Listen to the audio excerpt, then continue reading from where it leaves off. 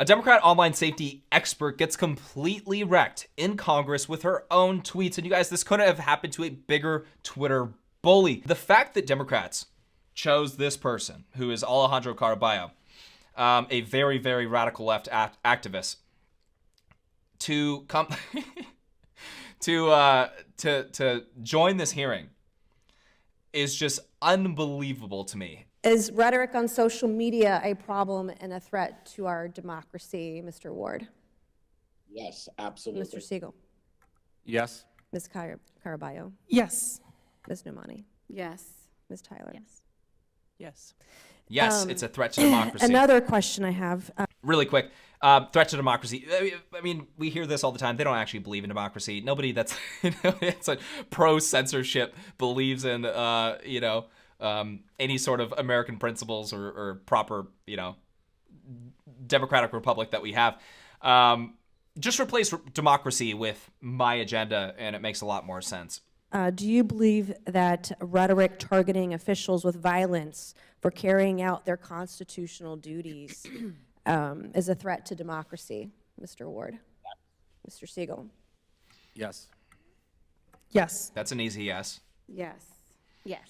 So Yes. what Nancy's doing right here is just lining up the shot. All right, thank you very much. Targeting Only a few weeks after Caraballo. the attempted attack on a Supreme Court justice on June 25th, one of the witnesses, Alejandro Caraballo, tweeted out the following in response to a decision on abortion overturning Roe v. Wade, and I'll quote directly from the tweet: "The 6 justices who overturned Roe should never know peace again."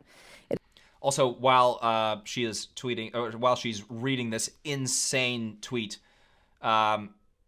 take a look at the chairman's face, his reaction to this tweet right here on the right. It is our civic duty to accost them every time they're in public. They are pariahs. Since women don't have their rights, these justices should never have a peaceful moment in public again. I know something about being accosted the night of January 5th. So what she just did right here was unbelievable. You can see Raskin just like, holy crap, what is that? Cornering Caraballo, this crazy left-wing activist, just cornering this person. By her own words, this person, Alejandro Caraballo, is a threat to democracy. Her language is a threat to democracy. Look at this. I was physically accosted on the streets of D.C. in Navy Yard by a constituent of mine.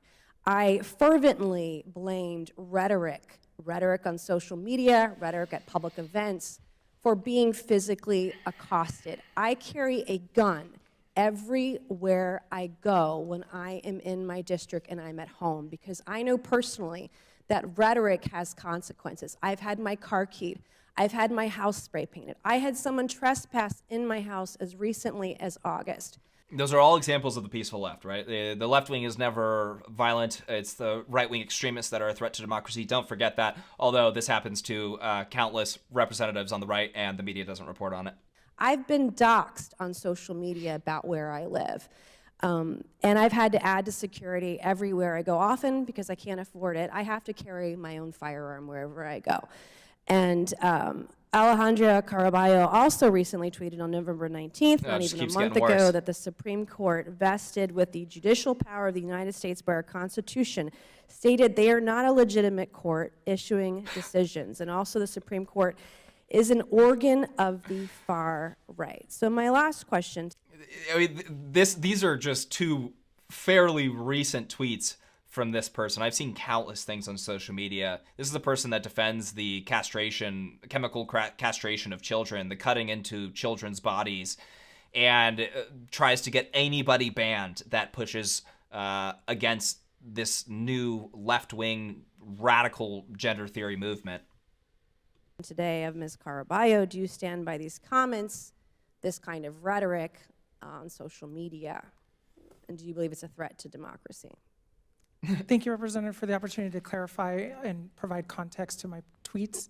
I had the question, is it yes or no? Context. Do you believe your rhetoric is a threat to democracy when you're calling to accost a branch of government, the Supreme Court? I need to provide a little bit of context behind why I said they should never have a peaceful moment in public. Don't believe that's a correct characterization What of you my tweeted, though. statements. Did you not tweet that? That you thought that the Supreme Court justices should be accosted? What I'm you saying tweet is that, that yes or that is no? not an Did you tweet accurate characterization of my statements. It's literally sitting right behind her while she's saying, no, that's not accurate. No, that's not what I said. Printed out right behind Miss Mace is this insane and pretty recent tweet saying that these justices should never have a peaceful moment in public again. You, Alejandra, are a threat to democracy. You're a threat to democracy. That's exactly what you are. They can't see the hypocrisy because it doesn't matter about seeing the hypocrisy. None of that actually matters. In fact, I would say they know it's hypocritical, but that's the point. Your rhetoric, that if you push against what I believe in, you're a threat to democracy. I don't need to be consistent in my views. That's what Alejandra believes in. Your views are wrong. Your views are a threat to democracy. It doesn't matter that I call for violence or say that justices should never have a peaceful moment in public again because they're properly interpreting the Constitution. That doesn't matter. The standard is you're wrong and I'm right. And I can do whatever I want as long as you're suppressed, your voice is shut down. That's the point. This is an amazing display of hypocrisy of the far left.